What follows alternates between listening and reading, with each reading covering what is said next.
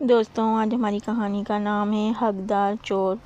وہ کمرے میں داخل ہوا تو سیٹھ فرحان چونک اٹھے۔ وہ سیٹھ کو چونکتا ہوا دیکھ کر پریشان سا ہو گیا۔ سیٹھ فرحان کو وہ شخص جانا پہچانا لگ رہا تھا، مگر وہ اس سے باتیں کر کے بھی پہچان نہ پائے تھے۔ سیٹھ فرحان کا چوکیدار نوکری چھوڑ گیا تھا۔ انہوں نے ایک چوکیدار کے لیے اخبار میں اشتہار دیا تھا۔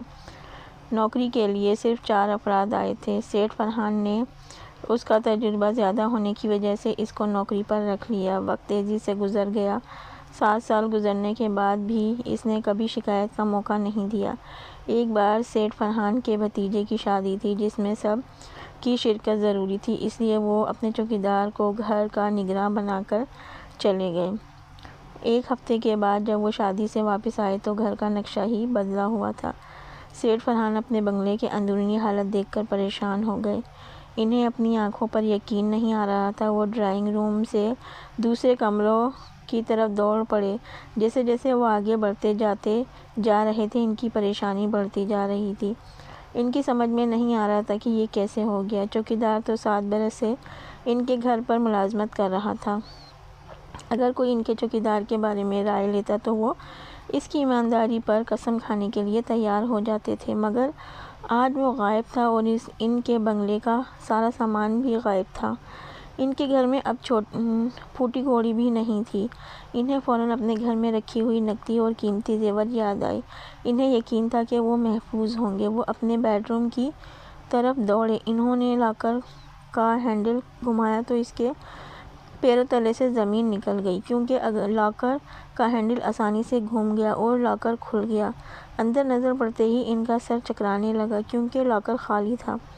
لاکر میں ایک لفافہ پڑا ہوا تھا۔ انہوں نے اس کو کھول کر دیکھا تو لکھا ہوا تھا: سلام سیٹھ فرحان، میں چاہتا تھا کہ کسی طرح آپ سے اپنا حق لے لوں، مگر آپ نے ساری جائیداد بیچ کر اپنا کاروبار شروع کر دیا۔ مجبوراً مجھے یہ سب کرنا پڑا۔ آپ مجھے نوکری پر رکھتے ہوئے چونکے تو میں پریشان ہو گیا تھا۔ میرا سارا منصوبہ چوپٹ ہو جاتا، مگر آپ مجھے پہچان نہ پائے۔ آپ کو معلوم نہیں میں کون ہوں۔ آپ بھول گئے اس لیے کہ ظالم ظلم کر کے بھول جاتا ہے، مگر مظلوم نہیں بھولتا۔ میرا اصل نام ضیاء یاسر ہے اور میں سیٹھ یاسر کا بیٹا ہوں۔ میں نے آپ کو ویسا ہی کر دیا جیسے آپ پہلے تھے۔ یہ پڑھ کر سیٹھ فرحان اپنے حواس پر قابو نہ رکھ سکے اور دھڑام سے گر گئے۔ ان کا بیٹا ان کو فوراً ہسپتال لے کر گیا۔ ڈاکٹروں کا کہنا تھا کہ انہیں شدید صدمہ ہوا ہے، جس کی وجہ سے دماغ پر بہت اثر ہوا ہے اور ان کو فالج ہو گیا ہے۔ ان کا جسم حرکت کے قابل نہیں ہے۔ ہسپتال آنے والے پڑوسیوں نے بتایا۔ چوکیدار 4-5 افراد کو ساتھ لے کر سارا سامان گاڑی میں ڈال کر لے گیا۔ ان کا کہنا تھا کہ سیٹھ فرحان نے دوسرے شہر میں بنگلہ لے لیا ہے۔ سیٹھ فرحان کو ہسپتال میں بے حس لیٹے ہوئے دیکھا۔ وہ تمام مناظر یاد آ رہے تھے جب وہ سیٹھ یاسر کی فیکٹری میں کام کرتے تھے۔ سیٹھ یاسر کی اہلیہ کا انتقال ہو چکا تھا اور ان کا 3 سال کا ایک ہی بیٹا ضیاء تھا۔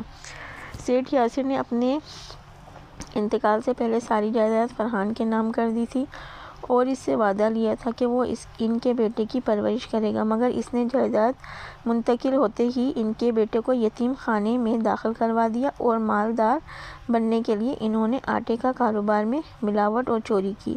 اس کی وجہ سے وہ فرحان سیٹ بن گئے، مگر ایک چور نے ان کو دوبارہ فیکٹری میں کام کرنے والا ملازم بنا دیا۔ چوری کرتے وقت ان کو یہ احساس نہ تھا کہ دوسروں پر کیا گزرے گی، مگر آج ان کو اس بات کا اچھی طرح احساس ہو گیا ہوگا۔ دوستوں، چینل کو لائک، شیئر اور سبسکرائب ضرور کیا کریں۔